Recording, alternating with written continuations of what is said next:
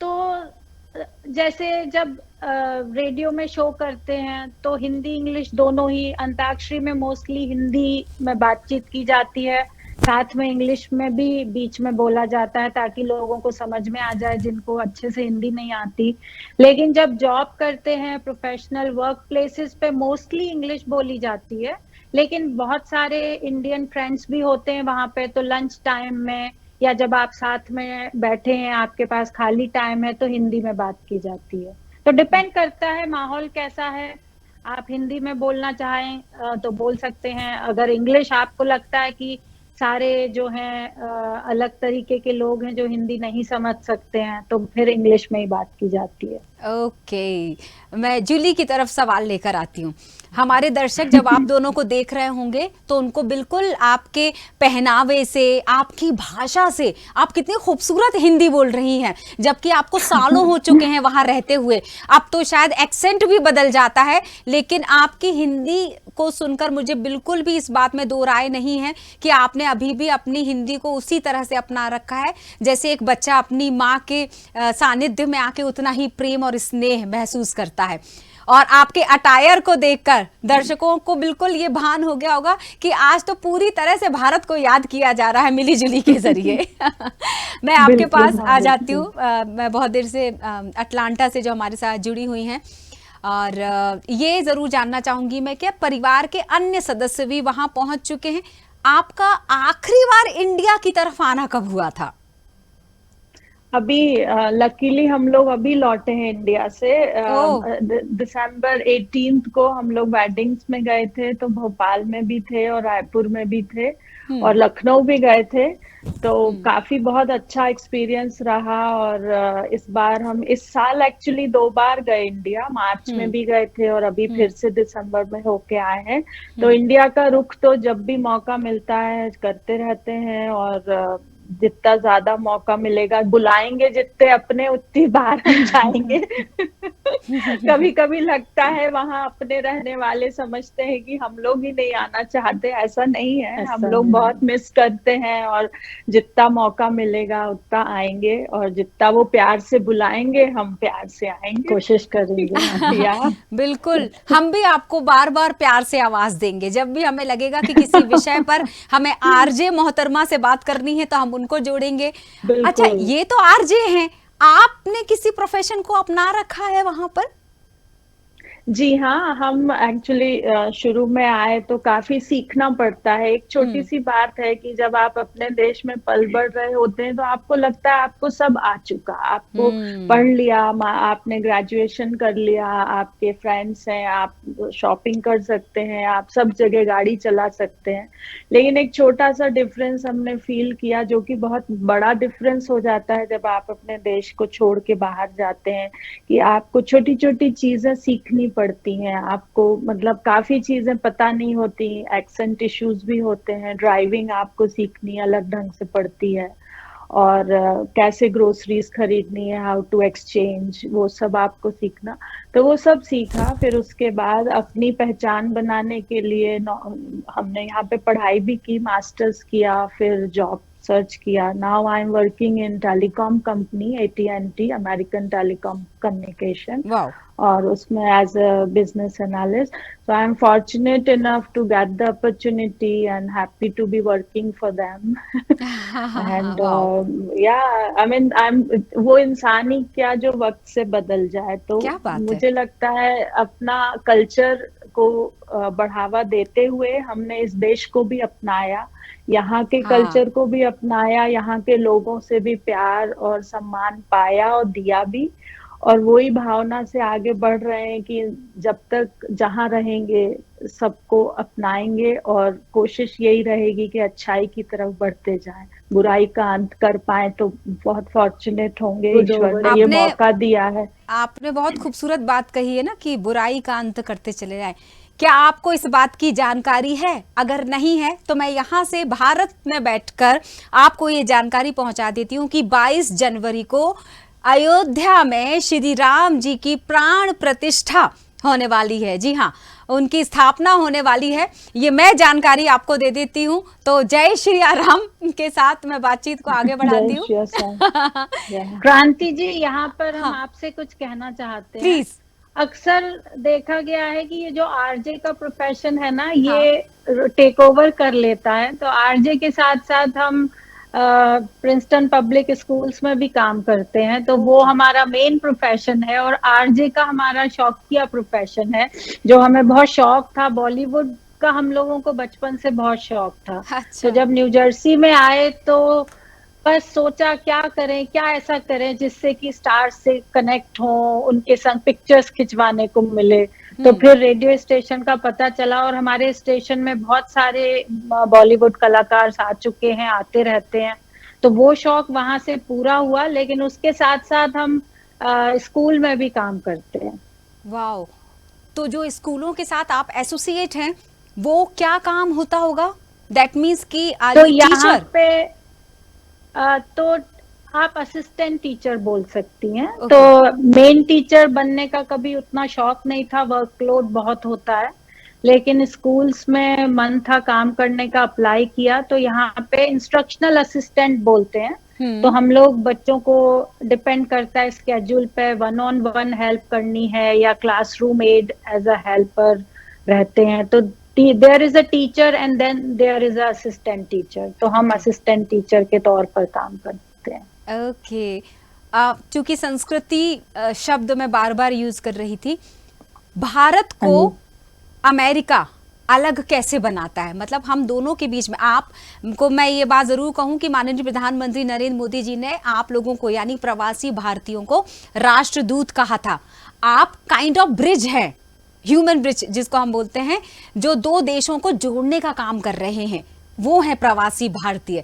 भारत और अमेरिका में आपने सबसे बड़ा अंतर क्या देखा, और कौन सी चीज है जो दोनों देशों में आपने बराबर से देखी, यहाँ के भारतीय और प्रवासी भारतीय के बीच?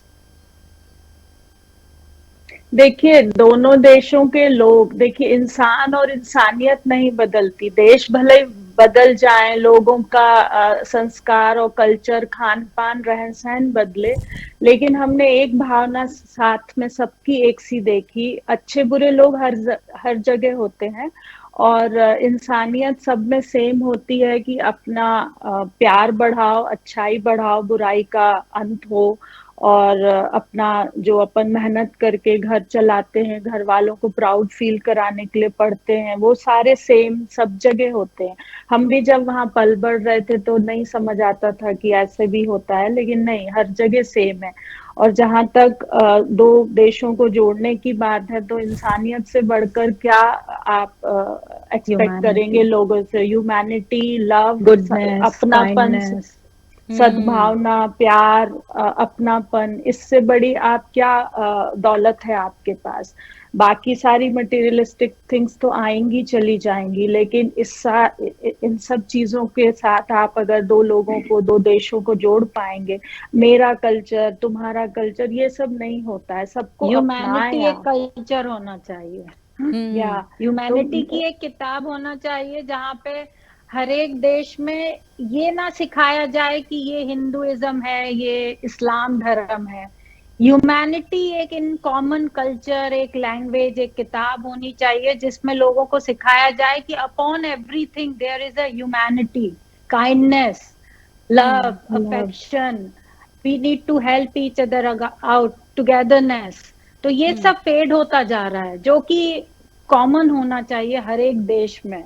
आई थिंक एक अनोखा कल्चर, ह्यूमैनिटी से बड़ा कुछ भी नहीं है जो आप एक दूसरे को सिखा सकते हैं और आगे बढ़ा सकते हैं। लोग हमेशा अपने रिलीजन की बातें करते हैं, हम चाहते हैं कि रिलीजन को सेकेंडरी माने, प्राइमरी आप ह्यूमैनिटी को प्रमोट करें। क्या बात है, एक अच्छा इंसान ही हर क्षेत्र में महान बन सकता है, मुझे ऐसा लगता है। और अगर और ये भारतीयता की पहचान देखिए ना, कि इतने गुणी होते हैं भारतवंशी लोग कि हर क्षेत्र में आगे होते हैं। चाहे मैं ऋषि सुनक साहब की बात करूं, ब्रिटेन के पीएम, या मैं कमला हैरिस जी की बात करूं, उपराष्ट्रपति, या और तमाम सुंदर पिचाई जी की बात करूं, कितने सारे उदाहरण हैं हमारे बीच में। यू नेवर नो कि अभी भले ही आपकी पहचान कम क्षेत्र में फैली होगी, लेकिन यू नेवर नो कि आगे आने वाली शख्सियत का नाम मैं उस इतिहास के पन्नों में मिली जुली के रूप में देखूं। ऐसी बेस्ट विशेष तो मैं जरूर दूंगी। कुछ ऐसी हॉबीज अब मैं मतलब जो बहुत देर से शांत होकर हमारी सारी बातचीत को सुन रही थी, मैं उनसे पूछ लेती हूँ कुछ खूबसूरत सी हॉबी, खाली समय में गानों को गाना, गुनगुनाना या फिर थिरकना, क्योंकि हमारे अगर हम भारत की बात करें तो संगीत एक ऐसी विधा है भारत की जो दुनिया भर में चिर परिचित विधा मानी जाती है। जी हाँ, बिल्कुल बिल्कुल, बहुत शौक है नाचने का, थिरकने का, गाने का, सबका शौक है। और जैसा कि हमने आपको बताया कि हम यहाँ पे अपने कल्चर को फॉलो करते हैं, तो दिवाली में दिवाली के गाने, डांस, न्यू ईयर पे अपने देशभक्ति के गाने, 15 अगस्त, 26 जनवरी पे, तो और वो सब कुछ थोड़ा सा इनहेरिट भी किया है अपने पेरेंट्स से, अपने घर में दादी से गाती थी दादी, तो है शौक गाने का, गुनगुन। और वो मिली जो आरजे हैं उनका अंताक्षरी तो उनके गान पे ही रहता है, वो गाना गाती हैं और लोगों को प्रवोक करती हैं कि आप भी गाएं और गुनगुनाएं और अपने तकलीफों को गानों में उड़ा दें। बिल्कुल बिल्कुल, music is the best therapy ever. देखिए म्यूजिक से आप बड़े बड़ी तकलीफों को दूर कर सकते हैं, राइट? और एम आई राइट? बिल्कुल सही, एब्सोल्युटली राइट। तो मैं एक अंतिम सवाल, क्योंकि अब बिल्कुल हम अंतिम पड़ाव पर है बातचीत के, कोई खूबसूरत सा मैसेज देना चाहेंगी भारत में बैठे अपने दोस्तों को, अपने साथियों को, परिवारजनों को, कोई ऐसा मैसेज जो आपको लगता है कि शायद एक कनेक्टिविटी का काम कर जाए प्रवासी भारतीय और यहाँ बैठे भारतीय के बीच में? हम आपको इसका एक गुनगुना के आंसर दे देते हैं, इससे आपको पता भी चल जाएगा। तो पता नहीं, एक आपने जैसे ही वो सवाल पूछा, ये गाना मेरे जहन में आया और सोचा उसको गुनगुना के ही आपका ये आंसर भी मिल जाएगा। बिल्कुल। तो इस तरह हमने सीखा था स्कूल में, खुद जिए सबको जीना सिखाए, अपनी खुशियाँ चलो बांट आए, खुद जिए सबको जीना सिखाए, अपनी खुशियाँ चलो बांट आए।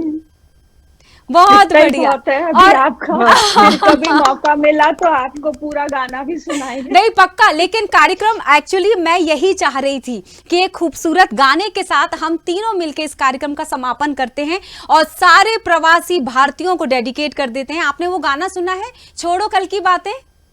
चलिए 1 2 3। छोड़ो कल की बातें, कल की बात पुरानी, नए दौर में लिखेंगे हम मिलकर नई कहानी, हम हिंदुस्तानी। वाह, बहुत खूबसूरत बातचीत, तहे दिल से पूरे भारत की तरफ से, खबर भारत 360 की तरफ से मिली और जुली, आप दोनों को ढेर सारा धन्यवाद, बहुत सारी शुभकामनाएं प्रवासी भारतीय दिवस की। और जहां कहीं भी रहें, मुझे पता है मेरे साथ मिलकर आप ये जरूर कहना चाहेंगी कि फिर भी दिल है हिंदुस्तानी। और इसी के साथ thank you so much Khabar Bharat for having us over, and it's such a wonderful experience to be on your channel. Thank you so much. बिल्कुल, शुक्रिया तहे दिल से हम लोगों से बातचीत करने के लिए और इतनी सारी बातचीत कहने का, करने का, आपस में शेयर करने का मौका देने के लिए। और बस चलते चलते यही कहना चाहेंगे, the world is full of nice people, if you can't find one, be one. बिल्कुल, I agree with both of you. Thank you so much. Thank you so much. Lovely people are here. Thank you. Okay. मिली जुली हमारे साथ थी, जिनका official नाम वृशाली था, और बिल्कुल ये दोनों बहनें थी, ट्विंस थी, और हमारा सौभाग्य कि आज हमारे साथ जुड़ी हुई थी। तो उन सारे प्रवासी भारतीयों को खबर भारत 360 परिवार की तरफ से थैंक यू, बहुत सारी शुभकामनाएं। समय समय पर भारत आते रहो, क्योंकि शायद इसी उद्देश्य के साथ प्रवासी भारतीय सम्मेलन की सालों पहले शुरुआत की गई थी। तो चलिए, लेती हूँ आपसे इजाजत इस वादे के साथ कि हम जहां कहीं भी रहें अपने दिल को हिंदुस्तानी ही बनाकर रखेंगे। नमस्कार।